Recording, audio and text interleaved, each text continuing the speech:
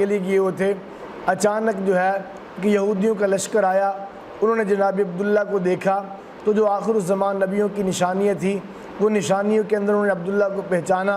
انہوں نے کہا کہ اس کو جو ہے معاذ اللہ ختم کر دیتے ہیں، نہ یہ رہیں گے تو پھر نہ ان کی نسل کے اندر آگے کوئی نبی آئے گا۔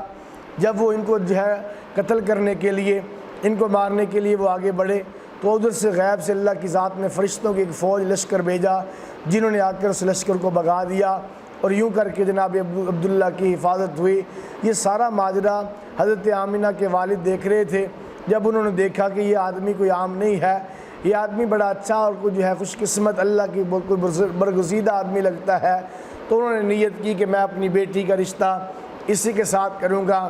پھر بعد میں انہوں نے پیشکش کی، جناب عبدالمطلب نے وہ پیشکش قبول کی۔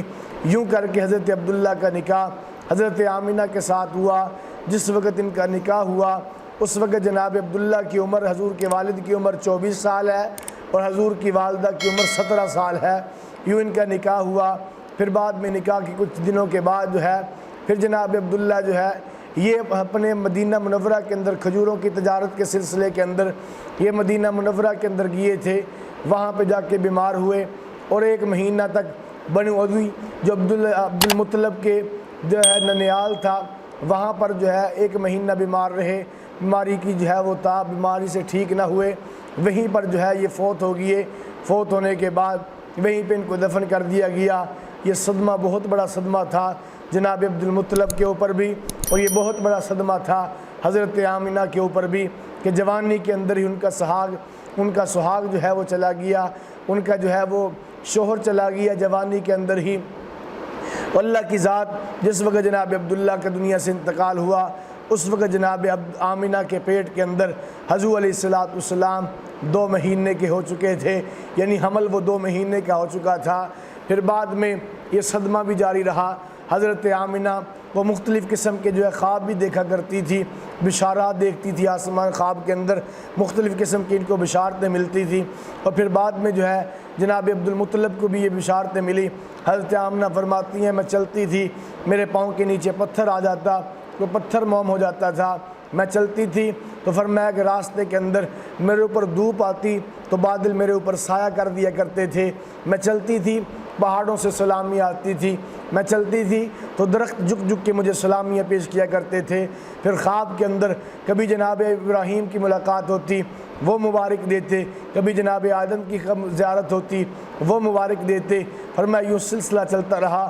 فرمایا جب بچہ پیٹ کے اندر آ جاتا ہے تو وہ بڑا عورت کے لیے بوجھل بھی ہوتا ہے اور عورت کو اس کی وجہ سے تکلیف بھی ہوتی ہے۔ اما آمنہ فرماتی ہیں میرے پیٹ کے اندر جس وقت یہ میرا بیٹا آیا مجھے کوئی بوجھل محسوس نہ ہوا، مجھے کوئی وزن محسوس نہیں ہوتا تھا، مجھے کوئی تکلیف نہیں ہوتی تھی۔ پھر بعد میں اللہ کی ذات نے وہ دن بھی دکھایا جس دن حضور علیہ السلام کی پھر ولادت باسعادت ہوتی ہے۔ اما آمنہ فرماتی مجھے تکلیف بھی نہ ہوئی، مجھے پتہ بھی نہ چلا۔ اچانک اللہ کے نبی صلی اللہ علیہ وسلم جو ہے حضور علیہ السلام پیدا ہوئے۔ جیسے حضور علیہ السلام پیدا ہوئے آمنہ کہتی حضور کا جسم معطر تھا، صاف ستھرا تھا، غسل کیا ہوا تھا، ختنے کیے ہوئے تھے، بالکل جو ہے صاف ستھرا پاکیزہ جسم تھا۔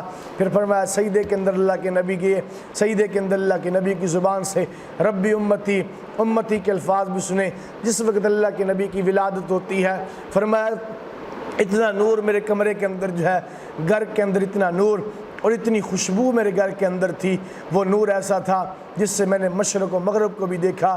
وہ نور کی وجہ سے اللہ بتانا چاہتے تھے کہ یہ بیٹا اس کا جو ہے اس کا نبوت کا ڈنکا مشرق مغرب میں گونجے گا، شمال جنوب کے اندر گونجے گا۔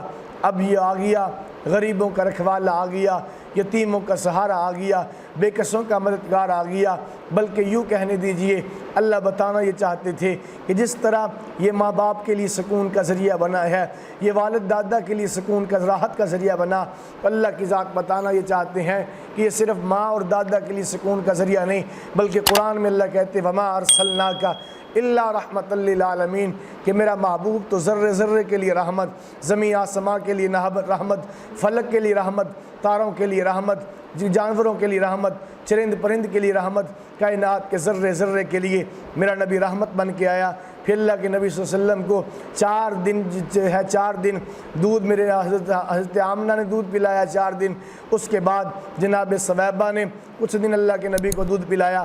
اس کے بعد مقدر جاگا حلیمہ سعدیہ کا جو بنو سعد قبیلے سے آئی, آ کر بچے ڈھونڈے. جب وہ کچھ نہ ملا اس نے کہا نہ بچے لے جانے سے بہتر یہی ہے کہ یتیم بچہ لے جاتی ہوں. حضور علیہ السلام کو پکڑا, اونٹنی کے اوپر بٹھایا, آگے شوہر بیٹھا ہے, یہ گود کے اندر لے کے پیچھے اللہ کے نبی کو بیٹھی ہیں. اونٹنی چلنے کا نام نہیں لیتی. جس وقت شوہر اترتا ہے اونٹنی کھڑی ہو جاتی ہے, جس وقت وہ آگے بیٹھ جاتا ہے وہ پھر بیٹھ جاتی ہے.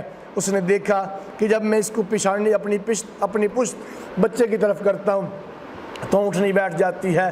اس طرح پھر اللہ کے نبی حضرت آمنہ وہ آگے بیٹھتی ہیں اور یوں اپنی اونٹنی کی مہار حضور علیہ السلام کے ننھے ہاتھوں کو لگتی ہے. وہ اونٹنی جو چلتی نہیں تھی اب یہ اونٹنی رکتی نہیں ہے. وہ اونٹنی جو بالکل مریل تھی اب یہ ہوائی جہاز بن جاتی ہے, یوں دوڑتی ہے کہ سب کو جو ہے وہ کراس کر جاتی ہے, کسی کو ساتھ ملانے کے لیے تیار نہیں. وہ جو طاقتور اونٹنیاں تھیں وہ پیچھے رہ جاتی ہیں, یہ حضور کی اونٹنی آگے بڑھ جاتی ہے. پھر یہ بنو سعد کے اندر پہنچتی ہے. بنو سعد قبیلے کے اندر جب حضور پہنچتے ہیں آگے کیا ہوا اس کے اوپر انشاءاللہ بات کل کے درس میں ہوگی. اللہ مجھے آپ کو حضور علیہ السلام کی سیرت سمجھ کر اس کے اوپر عمل کرنے کی توفیق عطا فرمائے.